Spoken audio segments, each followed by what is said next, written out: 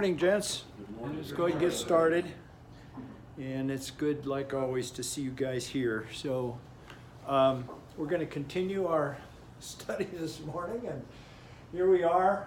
I know you guys are so tired of seeing this, but just bear with me. We're moving there, and I want to maintain the consistency. So that's why we have this slide. You've seen this. This is where we are right here, and we'll get right through that.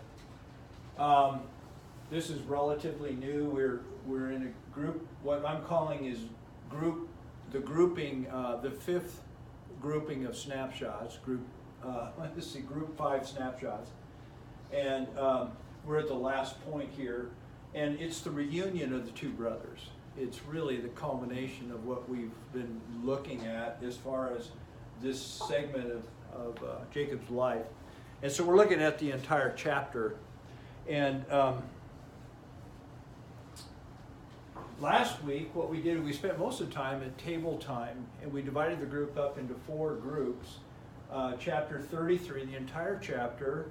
There was a group that analyzed verses 1 through 5, and then 6 through 10, and 11 through 15, and 16 through 20. And I gave you guys a worksheet, 1 per table, and then I collected those and have compiled the data on this screen right here. So the compilation is new to you guys. So this is, even though this was from last time, you have not seen this, but this is what you said about the text. And what we were looking is, I see opposing forces here in this text.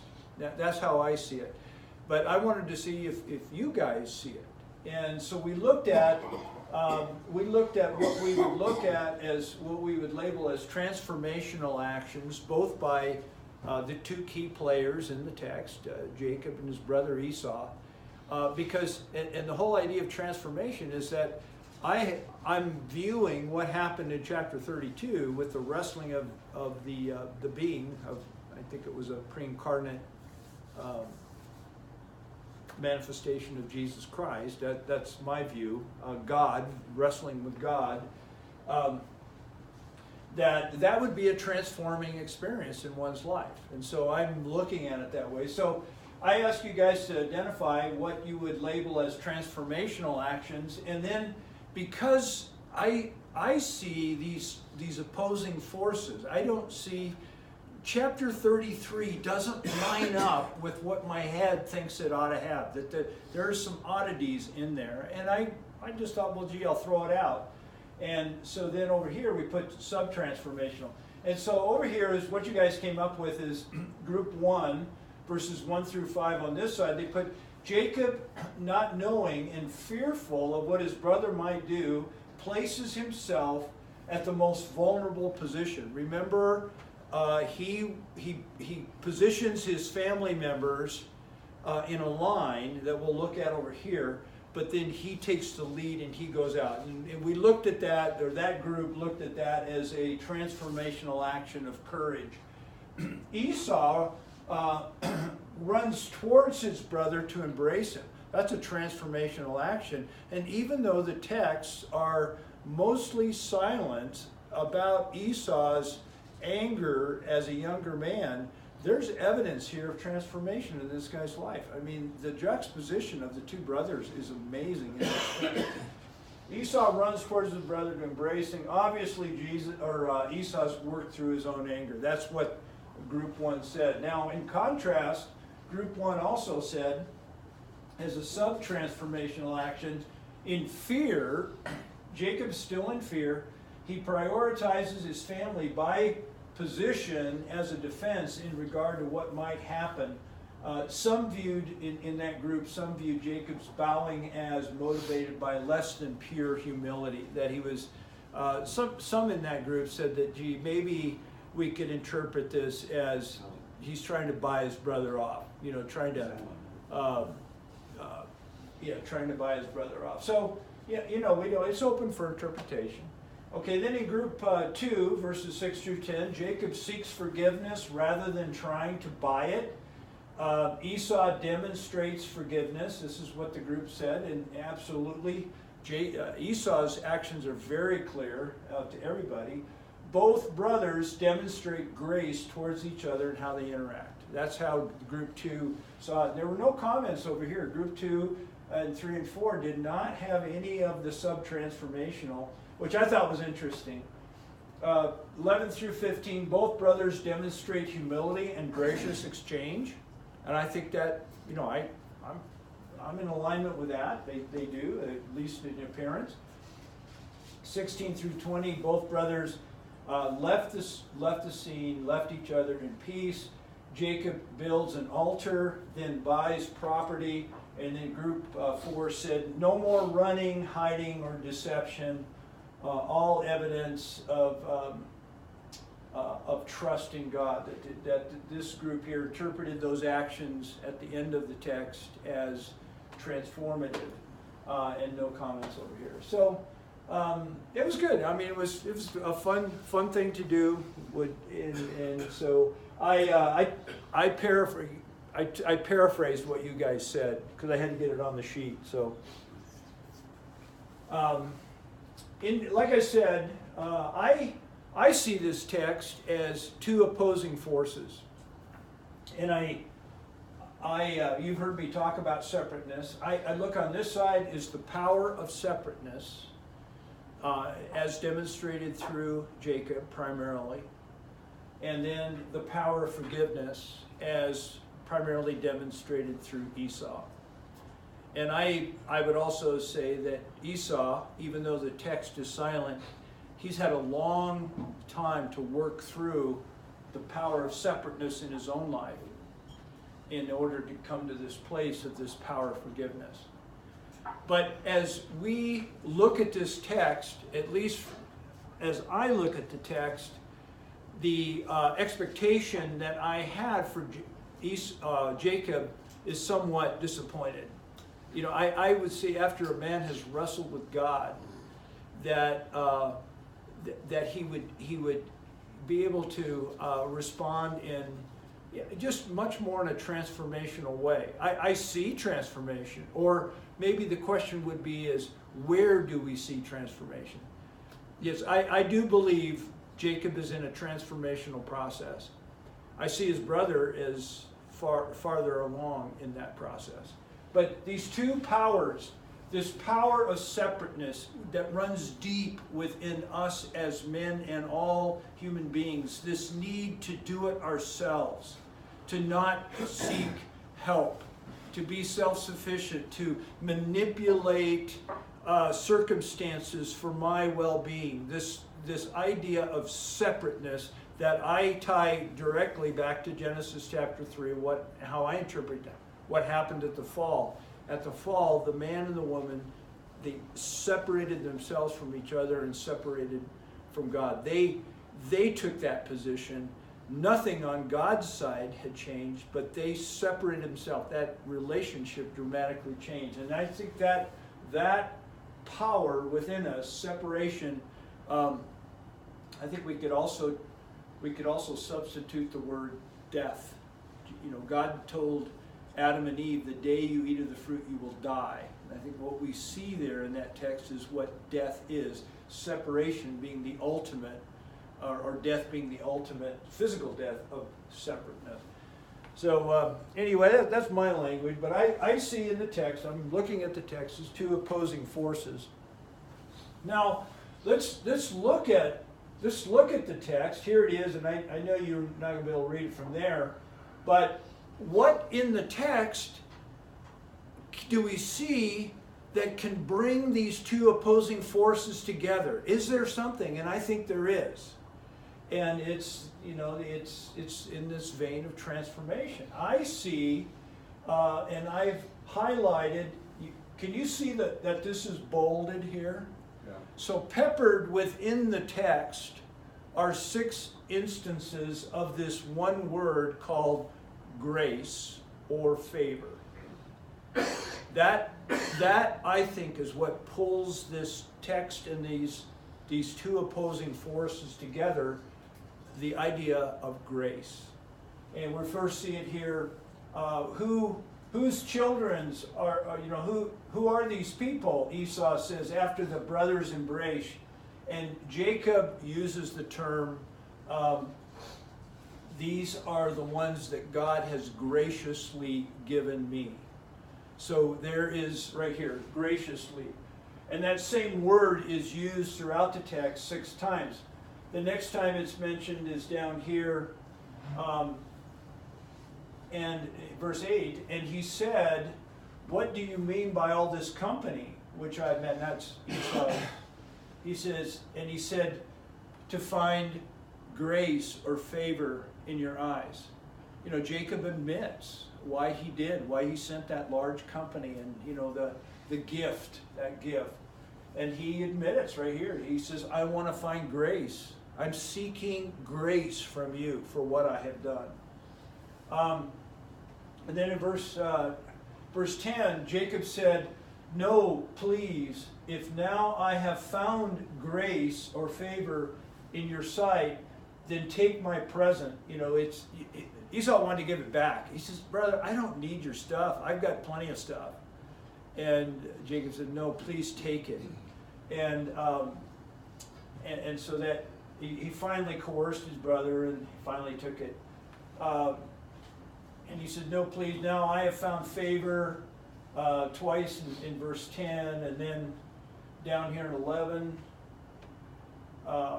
Please take my gift which has been brought to you, because God has dealt graciously with me. So there's that word again. And then finally, down in 15, he says, but he said, what need is there? Let me find favor in thy sight. And that's Jacob's last appeal to his brother. So I see this word is very important in the idea of grace. And this is how I see it here. Grace is what brings this chapter together for me. Grace, this idea of grace. And notice the words favor, grace, translated, it's used 6 times, and the indication twice in verse 10. Note that the common term bless is not used. It's a different word, and we could substitute the word bless in there, but grace has the idea of forgiveness tied to it, whereas blessed does not. You know, God has blessed me. He could have said that. God has blessed me with these children, but he purposely, in the text, it doesn't use that word. He uses the word grace. And grace has a different nuance to it that I think involves the idea of forgiveness, a coming back together, a mending of something that has been broken. And that word is used consistent in, it's the same Hebrew word used consistently. So I've got this little diagram in the beginning of the text. These two brothers are opposed. We don't know what's going to happen in the scene. And then Jacob sees himself as out of favor, separated, rightly so, from what he did to his brother. Thus, we see him with his extreme, what I call extreme reverential caution, and he's bowing 7 times to his brother. And then juxtaposed to that is Esau's abandonment and love and running towards his brother to embrace him and kiss him, and you know, the bringing back together, and you know, the freedom to express love in this way. I know, Bill, you're sitting there. Oh, yeah. Yeah, go ahead. You wanted to say something. In this situation, really, the hero here is Esau. Yeah, And the key word I think here is Jacob stole his birthright. He still has birthright. He still so it's not Esau's. But Esau says something here that's extremely powerful. He says, I already have plenty. yes. Somehow he said, I don't need any more. I'm happy with what I have. Right. You may have stolen from me. In a sense, I don't care. I've got what I need. That's such a strong statement of being able to extend grace when you realize you already have plenty. Yeah, that I think that is so important. Where we sin is where we find ourselves in a place of want. If we go back to Genesis chapter 3, the enemy, the serpent, put the idea of want in the heads of the two. That you're lacking. You don't have what you need. Prior to that, they had experienced full sufficiency with God in that relationship. But where the enemy struck is putting the doubt of lack, of want. God's holding out on you. And what the story of all of the Bible is bringing that back to restoration again, where we, and the story of transformation is that which brings us to the understanding once again that God is sufficient for us individually. We move from want to sufficiency. And Esau expresses that idea that I have plenty, brother. I don't need anything else. Yeah, and it's just so beautiful. Yeah, that's exactly right. Thanks for bringing that out.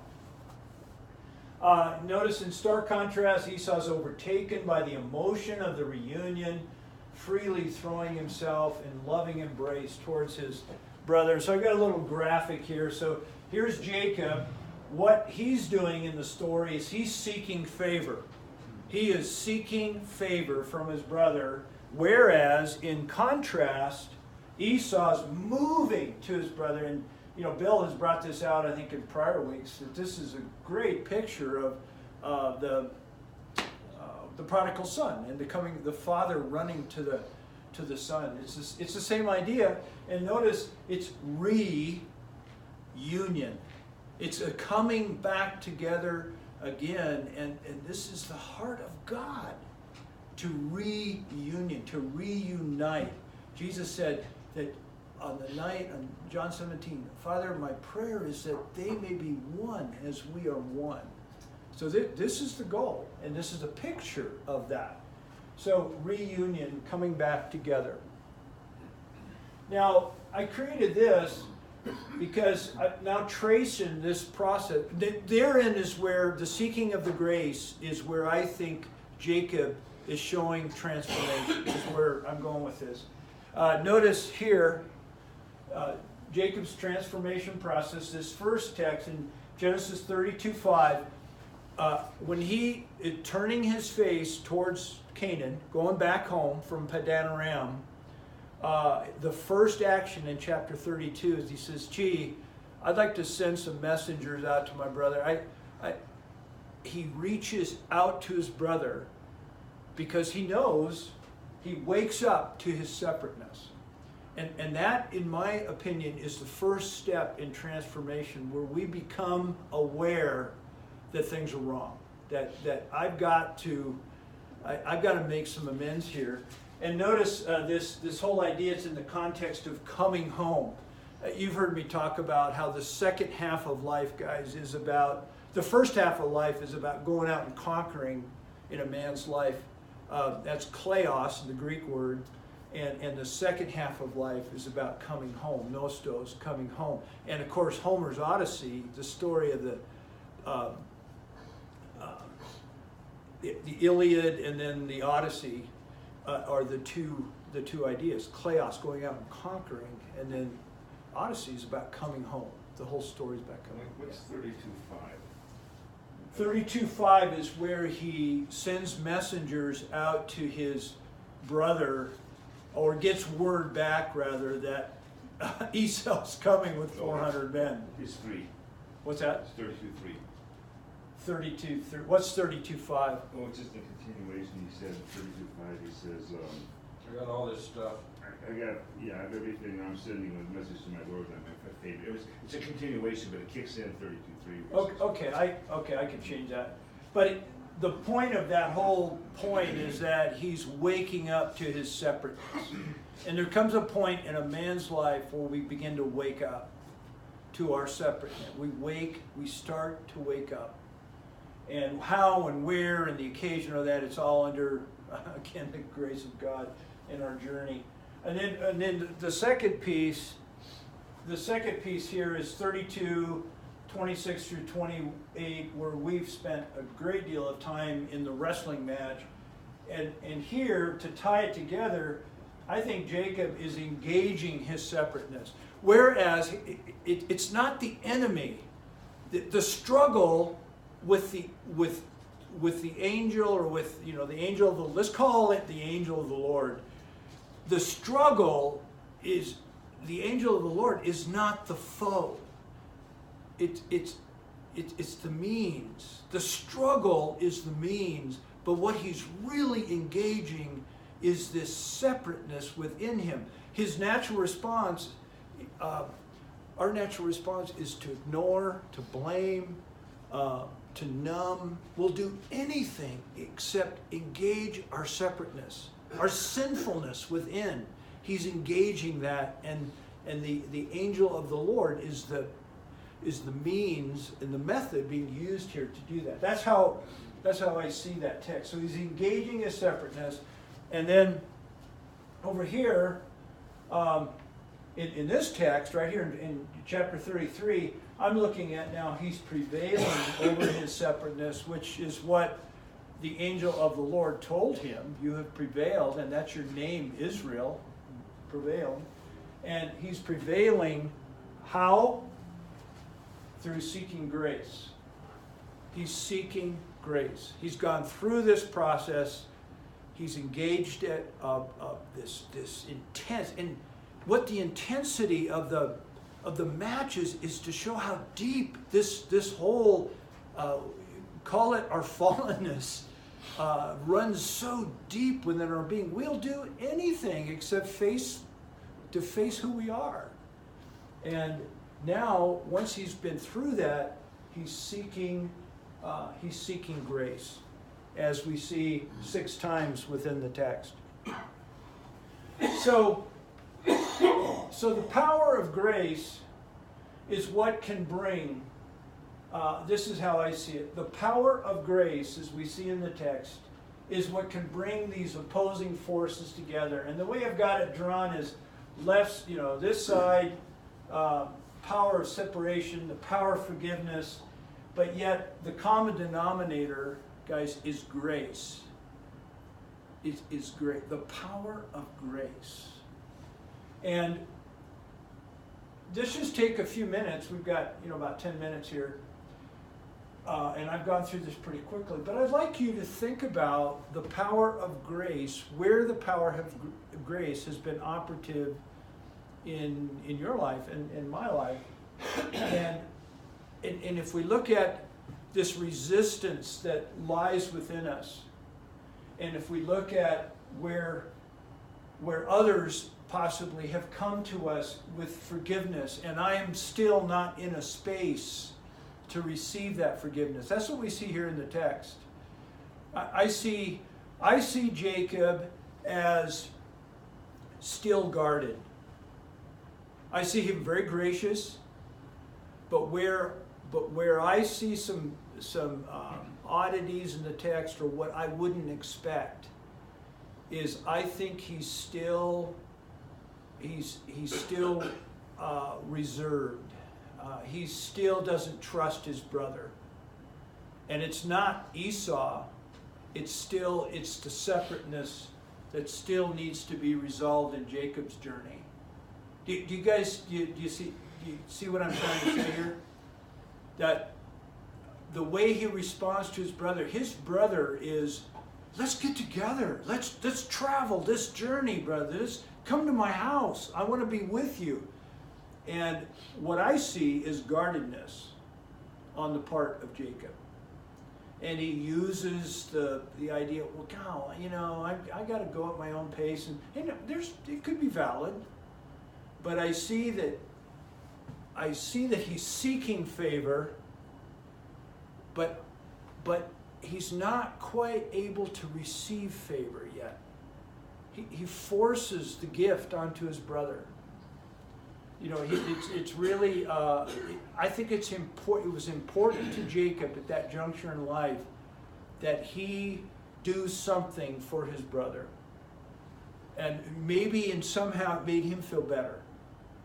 So for what it's worth, that's how I see it. So, in a happily ever after story, we'd see the two brothers come together, and we see them right off into the sunset together, fully bonded and in union, this thing totally healed. But the text does not leave it that way in this story. That there is still, yes, there's unity, but it's a stage. And I think, in my opinion, is that what's not allowing it to go full course yet into a fully restored relationship, that's what I think we see, is the guardedness that's still within Jacob. Even though his brother has extended full forgiveness, he's not quite able to receive it yet. But what bridges the gap and what brings it together, the whole thing, you know, without grace, it would be in a, we'd be left in a state of tension. But grace is operative. And so here I'm rambling on, but think about these three ideas: the power of separation, the power of forgiveness, and the power of grace. And how have you seen these work, you know, within your experience? So I'll shut up and get to our group. We got about 10 minutes, so I'll leave this slide up.